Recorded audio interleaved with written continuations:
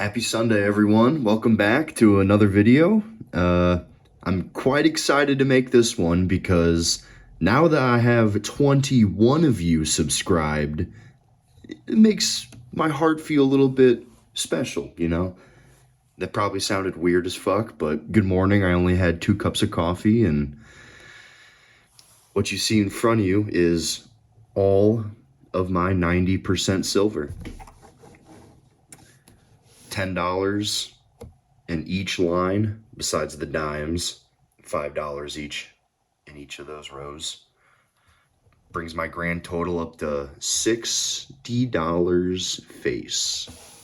And I had a yearly goal for myself. I started it up in, I think, March of earlier this year, of getting $50 face value and 90% silver. And I beat that by not only purchasing $10 more than I said I would, but by getting it done early. And getting that done early has opened up my wallet for me to purchase some of the silver that is really cool by my standards. And you'd probably call this ice cream silver, where the price of the coin itself is higher than the melt value by a significant margin. But I picked these up from my local coin shop for $16.50 each. And this is a couple days ago, so I mean, you know, the silver market fluctuates every day, so keep that in mind. But online, you can't buy these for less than $18 a piece as of a couple days ago. And having $1.50 off per half ounce, $1.50 off of that premium per half ounce, it added up to about $60 cheaper than what I would have spent if I were to order these online. And that's why I like the 90% silver so much. It's because the premiums on them, the price you pay above the melt value of silver, is really, really, really low. Especially for these 1964 Kennedys, because they made like 300 billion of them. And I don't know why the premiums are so low on 90% silver, actually. I have more of the Walking Liberty half dollars than I do any other type of half dollar. It's my favorite design. Even when they're worn down like this, they're beautiful. I picked up a full tube of these. That's what's sitting back here. The rest of the 18 of them.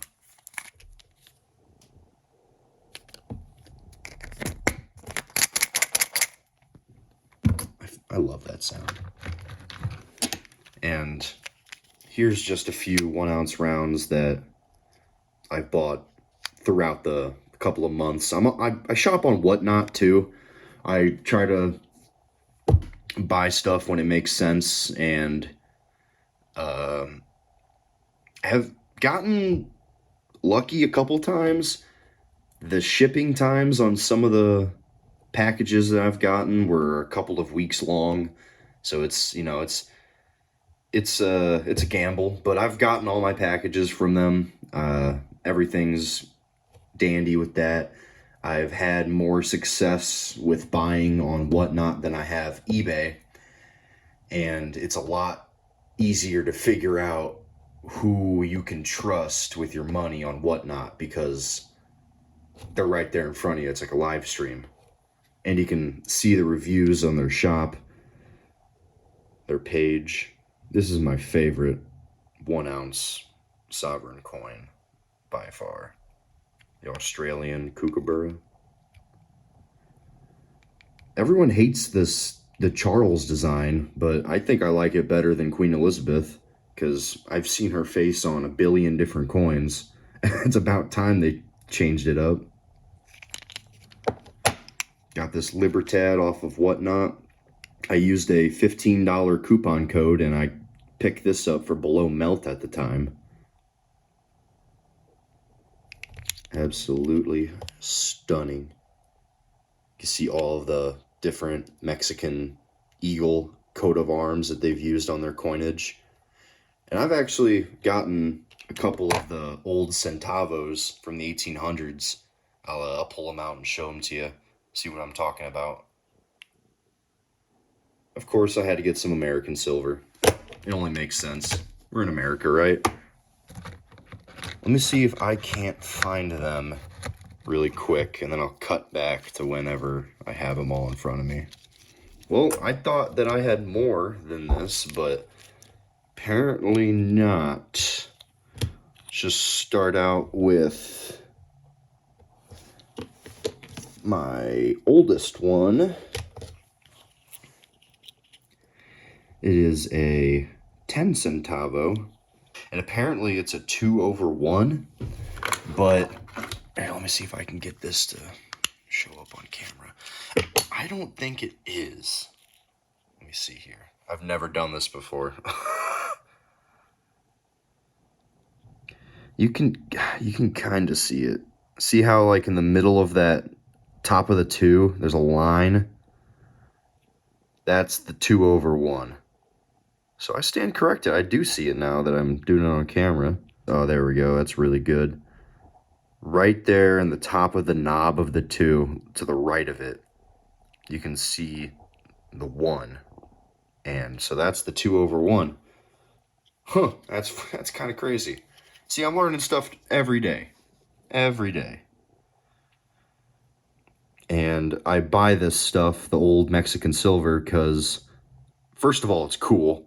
Second of all, it's 90% silver. I love me some 90% silver. Let's see here. See if I can get you a good view of that eagle. She has some character. That's for sure. And then I think this one's a little bit better grade. It's the same design, the 10 centavo. Here, try to. Oh yeah, it's a lot better. Lot better. Zoom in on this bad boy. Now that I know I can do this, this is fucking awesome. Yeah, look at those feathers. That eagle can fly, man. Sheesh. And I'll show you what I mean. On the Libertad, if you remember, it has all these coat of arms. We can match up our eagle, or should be able to. Yeah, right there.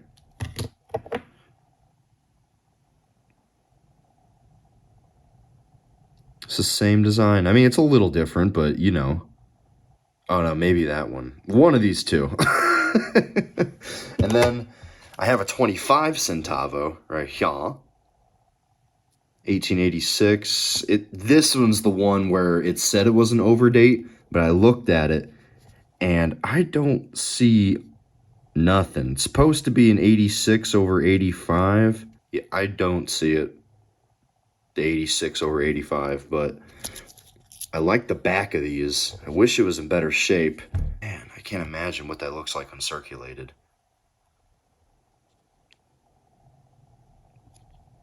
They're so beautiful. And also 90% silver. That's why I bought them, because 90% silver and they're cool.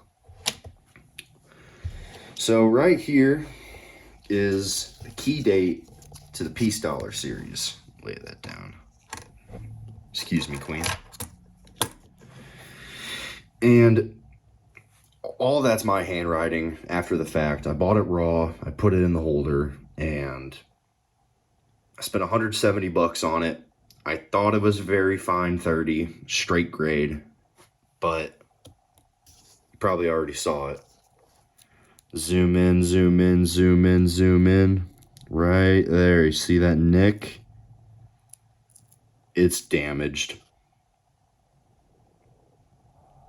So if I go to try to sell this, it'd probably get, and there's a scratch on the back right there. I'd probably get offered like 120, 130 bucks, but it is what it is. That's the game you play. And it was at a coin show. I wanted to get out of there. It was towards the end of the day, and I should have double checked before I bought. And really goes to show that coin shows really aren't for beginners unless you are educated, because there's a lot of people out there that make a lot of money by ripping people off. And I'm not talking about selling them fake stuff, but he sold me this coin, the guy at the show showed me this coin as a straight grade. Bought it for $170, which is a fair price for the grade. But the fact that it's damaged, it just subtracts it like $50 from it. And if I would have been a little bit more vigilant, I could have saved myself a costly mistake. Go to your local coin shops, buy online from reputable dealers. It's worked for me a lot better, and it would probably work good for you too. One more thing, I know I said I don't really like copper, and that's true for like 99% of the part, but oh, let me try to get this unscrewed here. Oh. You see, it's already starting to tone up. I've had this roll, uncirculated 1955 wheat pennies, and maybe this is just because I've handled this coin so many times, but that's why I don't like copper, because of all of the schmutz on it. I mean, it's not like I've been fingering these coins like crazy, but yeah, look at that. I don't even live in a humid place. Let me see if all of them are like that, because they did not come like that whenever I bought them like a year ago. Ooh. No, this one's fine. Ish. Well, shucks. Anyway, I do collect copper, but only when it's beautiful like this, and whenever it's a good deal. I don't buy thousands of wheat pennies, but somehow, and let me show you, I still have thousands of wheat pennies. Oh, let me get all my copper out, and then, yeah, boom, these are all of my pennies in this box, all my wheat pennies. I don't want to slam it on top of my silver, but there's like 300 in there. I don't buy them, though. I find them in coin rolls, and people give them to me whenever they find them in coin rolls, too, or their change. But I probably rambled on long enough, guys. Thanks for sticking around. If you like this kind of stuff, feel free to drop a comment. Tell me what you like to collect, and hit that subscribe button. Peace out.